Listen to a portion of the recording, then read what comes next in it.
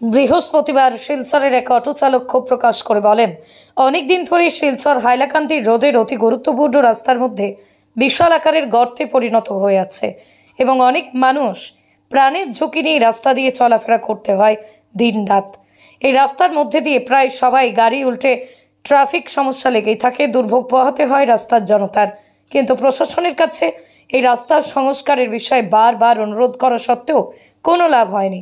তাছাড়া স্থানীয় কয়েকটি সরকারি বেসরকারি হাসপাতালের স্থানীয় পার্কিং ব্যবস্থা নেই, যার দরুন চিকিৎসা করাতে এসে রাস্তার পাশে গাড়ি পার্কিং করে হাসপাতালের জন্য এদিনেই জ্যাম লেগে থাকে। তাই তিনি সরকারের কাছে দাবি রাখেন অতি সত্বর এই রাস্তাটি মেরামত করে দেওয়ার জন্য। যেসব হাসপাতালে নিজস্ব পার্কিং নেই সেই সব হাসপাতালের বিরুদ্ধে বিহিত ব্যবস্থা নেওয়ার জন্য। যে অবস্থা মেডিকেল রোড, এটা হচ্ছে বিউটি রোড, ঠিক আছে।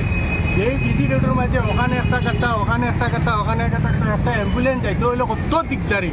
আর বেশি অংশে মানুষের সবচেয়ে বেশি আমাদের দায়ী করে যে অটো রিক্সাওয়ালা বা টুকটুকিওয়ালা, তারা জাম করে, ওদের দায়ী করে। যদি রাস্তা ঠিক থাকতো তাহলে এখানে জাম রইতো, মানুষ যাতায়াতের সময় কোনো অসুবিধা হইতো না, রাস্তা যার যার গাড়ি যার যার রাস্তায় যেত। কিন্তু এই গাত্তাটার কারণে আমি বেশি অংশে আমি সরকারকে বর্তমানে ইদানিং যে সরকার চলে সেই সরকারকে দায়ী আমি সাব্যস্ত করি। কারণ হলো যদি তারা ঠিকমতো রাস্তাটার কাজ করতো তাহলে এই যানজটটা হইতো না, ট্রাফিক সমস্যাটা হইতো না। সবচেয়ে বড় ট্রাফিক সমস্যার মূল কারণটা হয়েছে এই রাস্তাটা গাত্তা।